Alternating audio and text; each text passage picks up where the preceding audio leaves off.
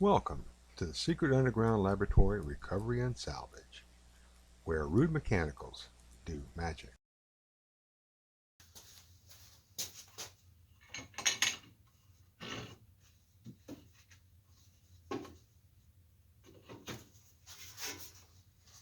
Hello, I'm Bronze Age, Director of the Secret Underground Laboratory Recovery and Salvage. And today we're at the lamp bench with a genuine New Orleans gas lamp lantern.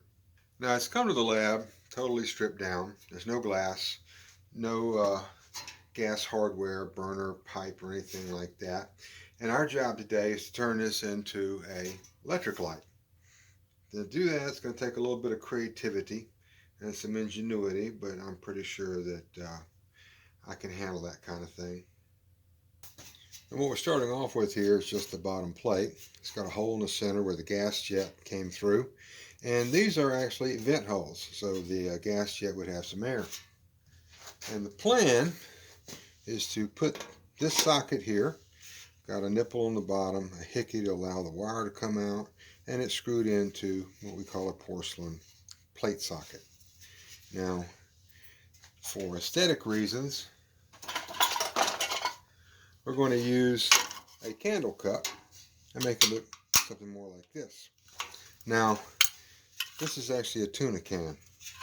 There's no reason you can't use a tuna can to rewire a light, as long as you make it look like not a tuna can anymore.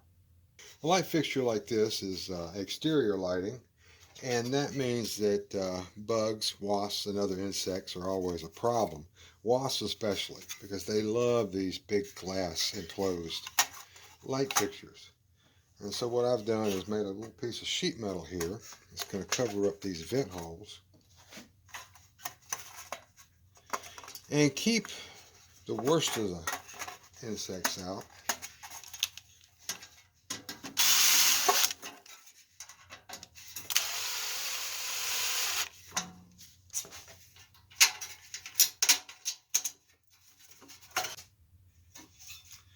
Now, if the original gas pipe were still here, I'd consider using that as a way to run the wires into the lamp. But with it missing and this flat bottom like this, I'm just going to go ahead and run the wires up the inside and out through a hole, which doesn't exist yet. So that's the first thing to do, is to figure out a way to make a hole in this thing. Now, the obvious way to put a hole in something is to drill a hole in it. But when you're working with soft, thin copper, it takes a special setup to be able to drill a good hole exactly where you want it to be. And what I want to do is get this surface perpendicular to the drill bit. And that's easy enough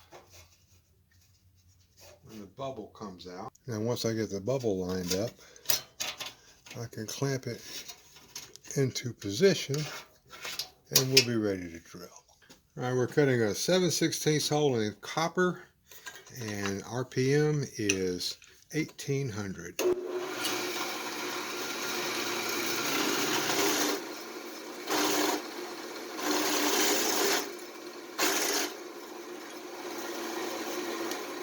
Now, the clamping setup for the lantern was to keep the drill from damaging the lantern, especially when it broke through the other side. In this case, all these clamps are to prevent this thing from damaging me when it breaks to the other side, because if this drill bit jams, we've got this long arm here that's going to be going around at 800 RPM. So, CNC stands for Computer Numerical Control. CAD stands for Computer Assisted Drafting. And CAB stands for Can't Afford Better. So what we have here is a Harbor Freight 1995 4.5-inch grinder. I've got a Linux Metal Max diamond impregnated blade on it, little cheap drill press vise, and a frame made out of bed rails. Due to a technical difficulty, the video clip of me cutting this little brass tube was lost, but this is what it looks like after it got cut.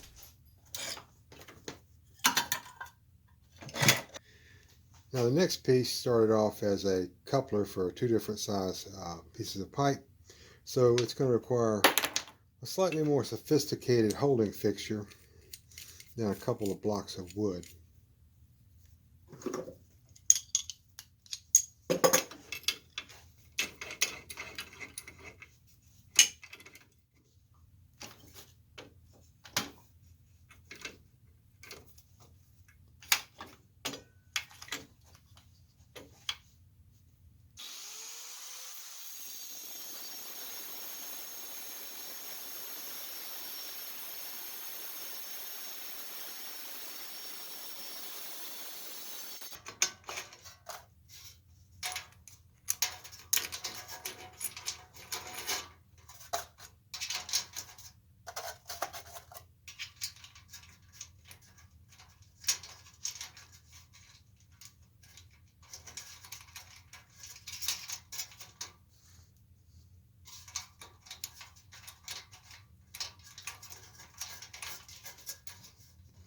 Okay, with this part out of the way, now we can move on to the socket.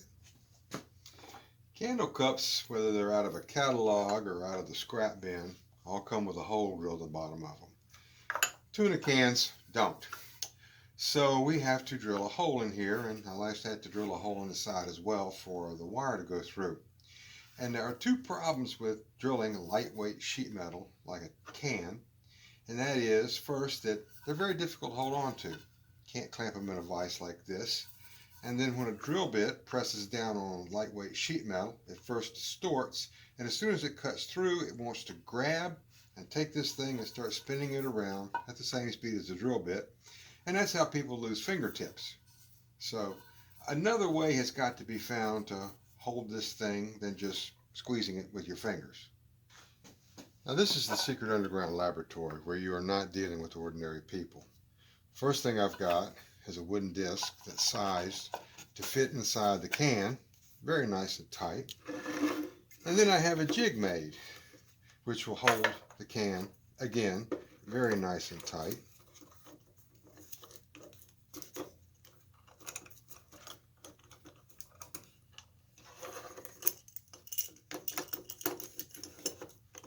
And then I have one more trick. Mark Priestland, who has a YouTube channel out of Australia where he shows work in his machine shop, much more impressive than the CAB machine shop, demonstrated a way to drill through thin sheet metal with much less trouble and certainly much less danger than the regular way. And it simply is to take a scrap of cloth, fold it over 4 times, and drill through it.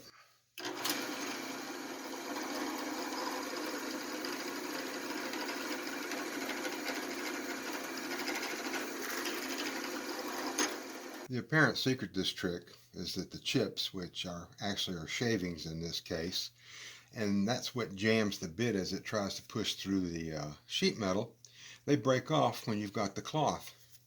And that keeps the drill bit cutting clean and makes a nice hole. So here we are, we've got one more to drill, and then we can start putting our lamp together.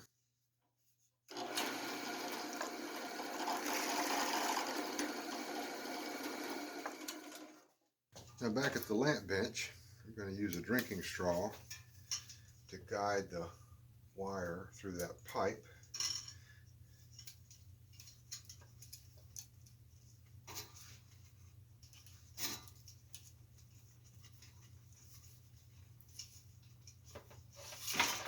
And that's going to be run around the inside of the frame, down the corner, and to the socket. Now with a little bit of fiddling, I'll work the cord up through the socket, and I can fasten this part down. And I've got a brass nut that's pre-patinaed, so that will look nice on the bottom here. Now we begin the sermon of the lamp, which is something I include in every video about lighting, because the one time I didn't, I'm still getting complaints about it. The way it goes is, wiring sold for lighting has 2 wires stuck together like this, like any lamp cord that you see. One side is smooth, the other side has ridges in the insulation.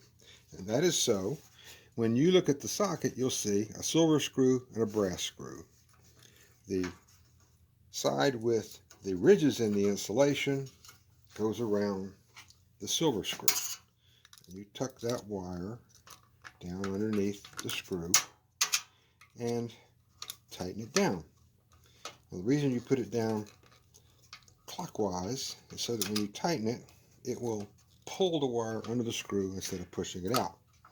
Now you'll notice on the tip of this wire there's a little bit of solder. That's called tinning. When you buy a lamp cord, it comes with that on it already.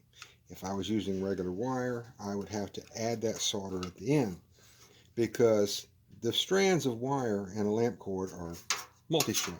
There's plenty of them. And you go and put multi-strand wire under a screw terminal, then it will just splay out and get loose. So the National Electrical Code dictates that multi-strand wire cannot be put under a screw terminal unless it is tinned or soldered on the end like that.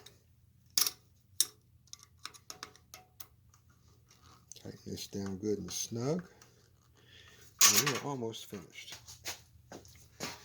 To hold the wire in place, I just run a thin bead of Gorilla Glue up the inside and hold it in place with clothespins until the glue sets up. And then I can go about installing the glass, which is truly the last step. There's a couple things I've learned over the years. First, glass doesn't video very well. And sometimes when you go around drilling holes and putting extra parts in a light, the glass doesn't fit anymore. So something has to be done about this. We're back at the drill press again with another setup that I created just for this job. What I have here in the drill press is a diamond impregnated grindstone. Now these wheels are not very expensive and they work really, really well, even the cheapest ones. The only problem with them is that the diamonds are glued to the steel wheel, and the glue will come loose if this gets too hot. So in order for it to work and last more than 8 or 9 seconds, it's got to be kept wet the entire time that it's working. Now I've got a hole drilled here in this board that's just a little bigger than the stone itself. I'm going to lower it down in here, and then I'm going to fill the hole up with water. And that will keep the wheel wet the entire time while I'm grinding glass.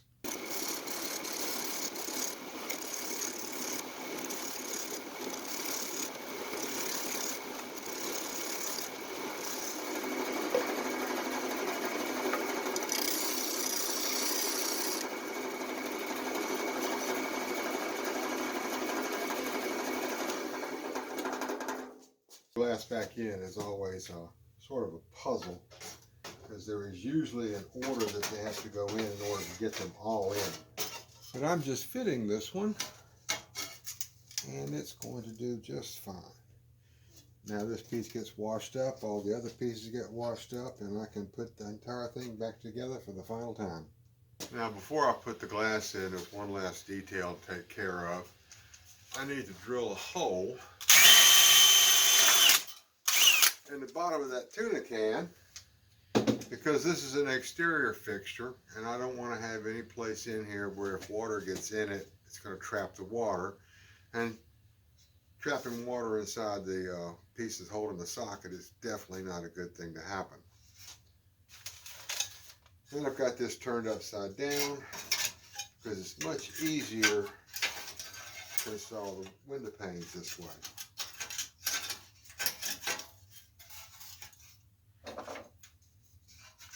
Now the tool I use for this, another shop-made tool. It's a piece of oak with a bevel on one end, like a chisel, and rounded on the other. The bevel is used for prying these tabs away, and the round end is used for bending them back down. When you're working with glass like this, you don't want to use any kind of a screwdriver or other metal implement, because the tiniest chip on the edge of the glass is going to become a crack.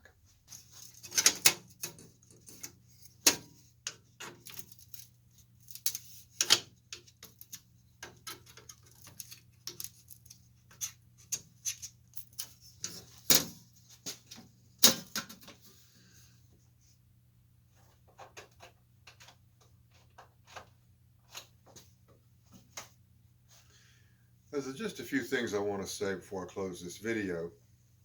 Anybody who wants to work on lighting, build lighting, anything like that, should get a copy of the National Electrical Code and read the section on lighting. It's written in plain English, anyone can understand it, and it lays out the proper techniques for any kind of electrical appliance, hardware, whatever you want to put together. It tells you the right way to do it and how to avoid the dangerous ways to do it. Now, in the case of a fixture that was never intended to have wires, I had to be very careful all the way through that I didn't create any kind of sharp edges, places where the wire could get pulled, pinched. Um, I have worked on a lot of artist-made light fixtures that had short circuits because simply the wire was just pulled over the edge of a sharp piece of metal. Eventually it wore through and created a hazard. So, this is Bronze Age, Secret Underground Laboratory Recovery and Salvage. Appreciate you watching this video. I would like it very much if you would hit that little thumbs up button. And please comment, ask questions. I respond to all. I'm always happy to answer questions on anything that happens in the lab, matters of furniture repair or lamp repair. And again, I thank you for watching.